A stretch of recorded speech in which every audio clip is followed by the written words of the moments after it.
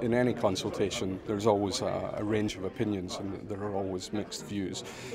The undisputable fact is that currently in Waltham Forest there are 2,000 families on the waiting list for a permanent home. That's 2,000 people without a home just now.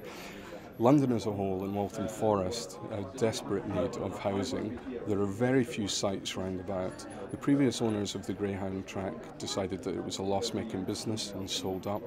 We've taken ownership of it. We've worked within the borough for 40 years. We currently have 3,500 homes under management here.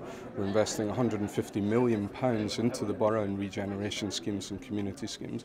So we believe that we know the borough well. We are here to provide some of the homes for those 2,000 people that are in desperate need for permanent accommodation, as well as providing new homes for people that want to come into this fantastic borough from outside. So the plans here today are about consultation. It's a pre-planning consultation. We're here to hear people's views, whether they be for it or whether they be many of the people or some of the people that are against it as well. So it's about getting a balance. It's about informing the application process going forward. So we expect some for and some against.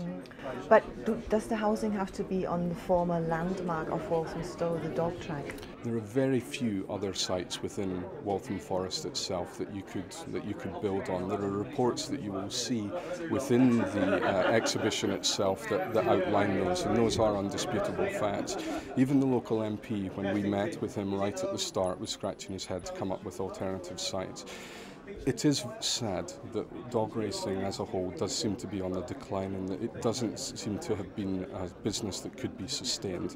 But the true fact, and one that you can't dispute, is that these 2,000 people within Waltham Forest do need homes. We believe that we can bring a vibrant community with great facilities there for people to use in the future. Today is about hearing people's views on that. But only 20% of the housing you build is actually social housing. The plans that we're putting forward today are for 490 homes. About 240 of those would be for people, local residents, affordable rent, perhaps some of the part rent, part buy schemes that you can have. So a significant amount, just under 50%, would be for people on that list. The council itself are mandated to provide over 900 homes in the next 3 years, and this can go a long way to helping provide that. And one of the really important things, though, is in recognising the heritage of the site, and you'll see from the plans that many of the features of the site will still remain, so it will be paying homage to the fantastic years that Walthamstow enjoyed as a dog track. This is about change, it's about moving forward, it's about creating a fantastic community for Waltham Forest. It seems that the majority of the council has now spoken out against it. What do you say to that? Well, we're sorry that it has become a bit of a political football. In election year, unfortunately, you kind of expect that. But as I said, we are big players in the borough. We have 3,500 homes. We've invested 150, or are currently investing 150 million in it.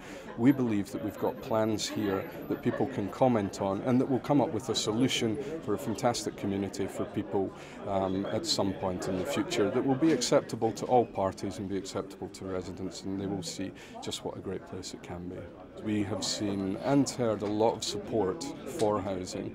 The undisputable facts, and I keep going back to it, there are 2,000 people within Waltham Forest currently in temporary accommodation. In 2010, that's unacceptable. We need to provide homes for these people, and the site at Walthamstow provides a fantastic opportunity for that.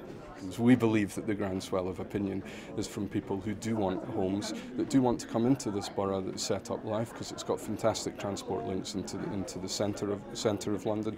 Today is about finding out people's opinions on those for and those against, informing the planning application moving forward. We believe that many of the people that do live here do want affordable housing. I think a lot of the people that we speak to recognise that Walthamstow Dog Track provided fantastic entertainment for people over the years, but those days have gone.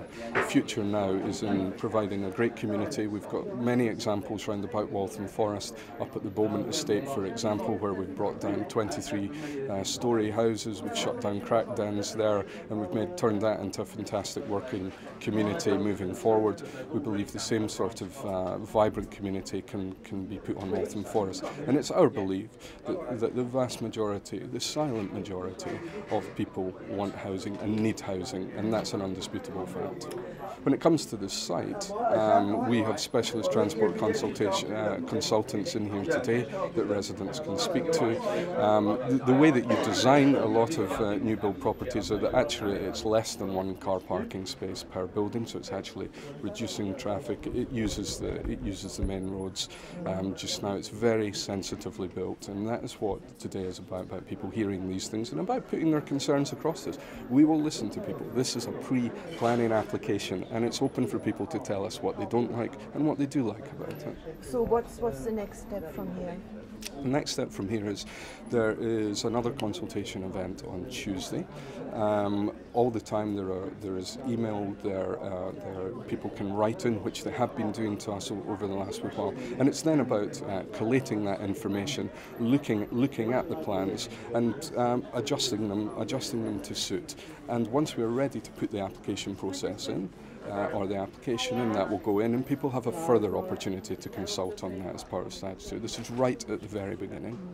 So, what's the time schedule for putting in the application, the planning application? It could be as early as a few weeks, depending on what we hear today.